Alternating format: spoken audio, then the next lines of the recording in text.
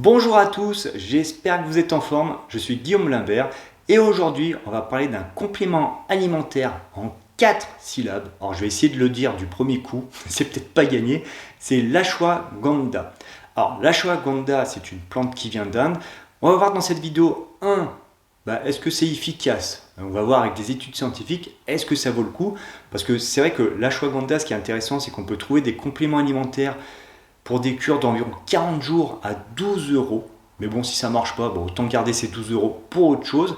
Et on va voir ensuite si ça marche, quel complément alimentaire choisir, quel dosage et comment l'utiliser pour un maximum d'efficacité. Donc on rentre tout de suite dans le vif du sujet avec une étude scientifique, je vous la mets dans le descriptif pour les plus curieux. Et en effet, l'ashwagandha sera intéressant pour réduire le cortisol, pour mieux gérer à la fois votre stress et votre anxiété. Donc c'est vrai que si on est sur des grosses périodes de stress, des examens, on change de travail, on change de région, bref, beaucoup de changements dans sa vie, donc ce qui génère forcément, inévitablement, je vais dire, du stress, l'ashwagandha peut être efficace à ce moment-là, ça permet une meilleure gestion de votre stress.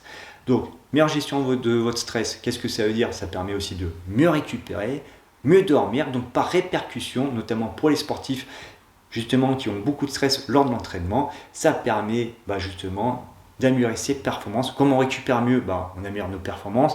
Ça favorise aussi la prise de muscle, la perte de gras, parce qu'en effet, certaines personnes, lorsqu'on est stressé, on fixe un peu du gras.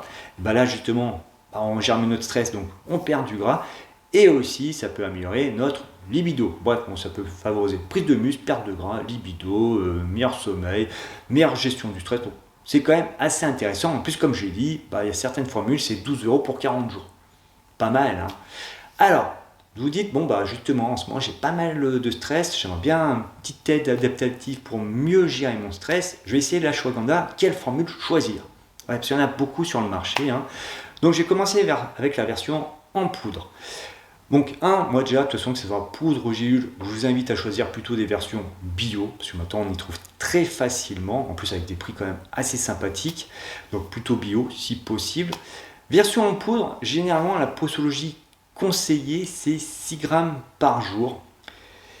Pourquoi? Parce qu'en général, la version en poudre contient 5% du principe actif. Le plus important, c'est ce que vous devez regarder sur le packaging des produits, c'est le witanolide. C'est ça qui va faire que l'ashwagandha fonctionne. Donc vous regardez le dosage en witanolide. Les poudres, généralement, donc je disais c'est 5%. Donc vous prenez 6 grammes, ça va vous apporter 30 mg de witanolide. Alors c'est très bien pour commencer. Moi perso d'ailleurs j'ai commencé avec la version en poudre et c'est vrai que j'ai eu des bons résultats. C'est vrai que je me sentais bien, je me sentais en forme. Après c'est dur de dire que c'est que grâce à l'ashwagandha. Peut-être que aussi j'avais changé d'autres facteurs. Mais globalement je me sentais bien. Et en plus de ça, j'ai pas eu d'effet secondaire négatif comme avec le fenugrec. Oui, je vous ai fait une vidéo sur le fenugrec. Pour les plus curieux, vous avez qu'à aller voir la vidéo sur fenugrec, vous verrez de quoi je parle. En tout cas, l'ashwagandha, j'ai pas eu de soucis. Tant mieux, que des effets positifs. Après, peut-être que vous allez dire, ouais, mais 30 mg de witanolide, j'ai envie d'essayer un petit peu plus costaud. Et là, vous pouvez essayer la formule qu'il y a dans l'étude scientifique, c'est l'ashwagandha shoden. C'est, en fin de compte, c'est la version la plus dosée en witanolide. On est à 35%, et on n'est plus à 5%, on est à 35% de witanolide. Ce qui fait que par prise, généralement, on est entre 70 et 80 mg de witanolide. Alors, c'est ça que vous devez regarder.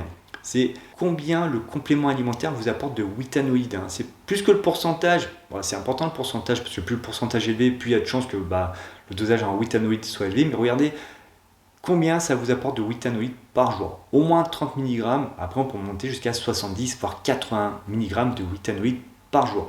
Au niveau de l'ashwagandha, il fallait bien que je rip une fois au moins sur ce mot. Donc, sur l'ashwagandha shoden, moi je vous conseille plutôt une formule qui vous apporte ces 70-80 mg de witanolide en 2 gélules.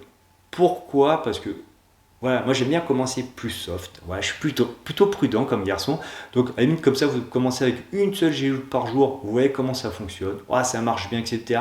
Vous pouvez passer à 2. Tandis que si vous achetez une formule, c'est une seule gélule par jour, vous pourrez difficilement la couper en 2. Donc c'est pour ça, moi je vous invite à choisir une formule. C'est 2 gélules pour apporter le dosage optimal, hein, le dosage on va dire le plus élevé de 70 à 80 mg de Witanolide. Concernant la prise, alors généralement on conseille d'y prendre le soir. Pourquoi? Parce que l'ashwagandha pourrait aussi avoir des effets bénéfiques pour la qualité de notre sommeil, pour s'endormir plus facilement.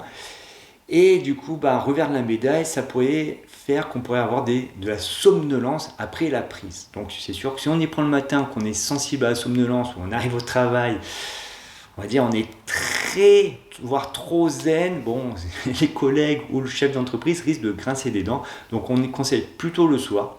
Perso, moi, j'ai pas trop vu les effets de somnolence. Alors peut-être que aussi j'étais qu'à 30 mg par jour. Hein.